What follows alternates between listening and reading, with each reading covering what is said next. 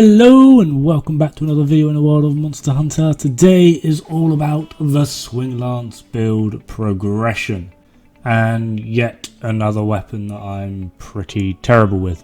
Now the Swing Lance is actually a bit of a weird one simply because you don't really rely on it as a gun lance, you more use it as almost like a baby greatsword if anything, and you just poke and stab and slash and swing the thing like a madman. So Rocksteady Mantle here is absolutely amazing. Now one of the best early game gun lances for Swing Lance, I would argue, is the Baroth one, simply because it's got pretty good damage. It can utilize Elementless, and although it doesn't really hit white sharpness, you can give it with a Handicraft Chief 3 charm. You can give it a good chunk of blue of up to 60 points. So to start off, we have the Baroth Blaster 3, Kulu Headpiece for the Weakness Exploit, Rathalos Mouth for the Weakness Exploit, and then 3-piece Odor Garen. This gives you Punishing Draw, so you've got a little bit of extra hit on your first one because you typically put the weapon away. And that's generally really it. The general use of gun lances pretty just slappy. Obviously don't forget to use your Handicraft charm for the extra sharpness. After a bit of farming with Nergigante and potentially Valhazak, you're going to be wanting to use the Nergigante Helm Alpha with the Rathalos Male Beta, Valhazak Braces Beta, Nergigante Coil Beta and Nergigante Grease Beta, adding a Tenderizer if you have it.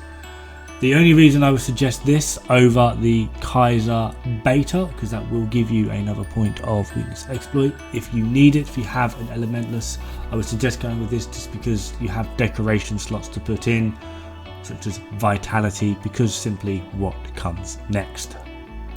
Or perhaps a Master's Touch build. Now I've started to add in the augments for this, so Affinity, Health and Damage tend to be your go-to.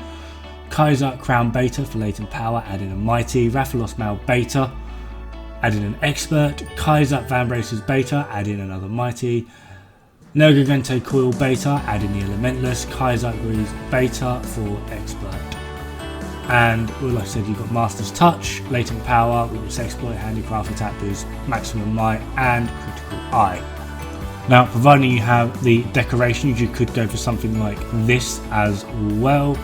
Tariff Buster 3 with Affinity Health Damage, Valhazak Helm with Vitality, Rathalos Male Beta with Vitality, Kaiser Vambraces Beta with Elementless, Valhazak Coil Beta with Vitality and Expert, and Valhazak Grease Beta with 2 more Expert. Don't worry about the Effluvia resistance. The main focus of this is being able to stay alive, and this does work as a decent Swing Lance build against Behemoth if you are wanting to farm that.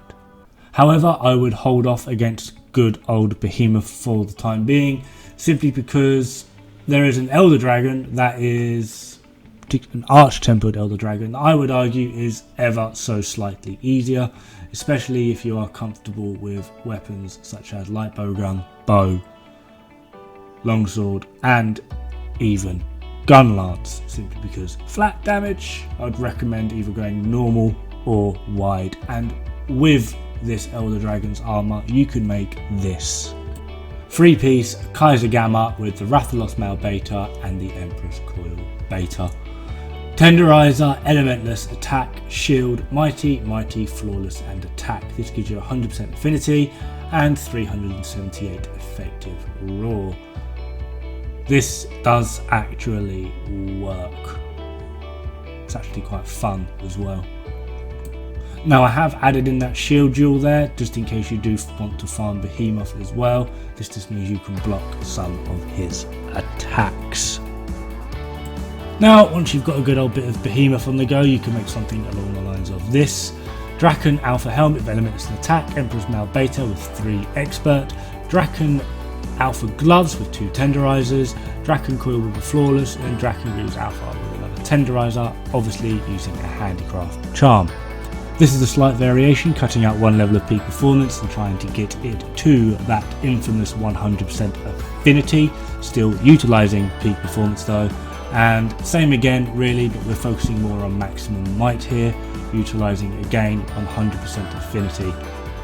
The choice is yours. Now obviously the Barroth Buster 3 is not going to be the ultimate in endgame swing lance weapons. One of the other options you could use would be the Insatiable Gun Lance from Deviljho. I personally don't really like the way that thing looks though. However, for the ultimate endgame gun lance, you are looking at a Kulve Taroth weapon, shock horror, and that will be the Taroth Buster Poison. So, adding a health augment and a critical jewel 2, Draken Alpha helmet with elements and attack, Empress Male Beta with expert attack, Draken gloves with 2 tenderizers, Draken coil with a flawless, and then Draken greaves with another tenderizer. Giving in to that handicraft 3 charm, you get 20 points of white, 100% affinity, and 504 effective raw. This thing does hit hard. However, it can be improved upon because of course we have the Nergigante Gamma armor. Pretty much everything now is Draken with Nergigante Gamma. So let's have a gander at this one, shall we? So again we have the Taroth Buster Poison with Elementress and Affinity, Draken Alpha Helmet with Flawless and Attack, Draken Male Alpha with Flawless, Draken Gloves Alpha with Tenderizer, Nergigante Coil Gamma with Flawless and Attack, Draken Alpha Greaves with your final Tenderizer, and then the Handicraft 3 charm. This offers you 506 effective raw, so it's only 2 effective raw higher, and obviously 100% affinity. This does work beautifully, and it is the exact build you see me getting absolutely nuked by a Black Diabolosian. It does a lot of damage, but I'm just crap with it. Anyway, that is me. Thank you very much for watching. Hope to see you guys pretty darn soon. Hope it helped. Good luck, have fun, and don't die. It's bad for the health.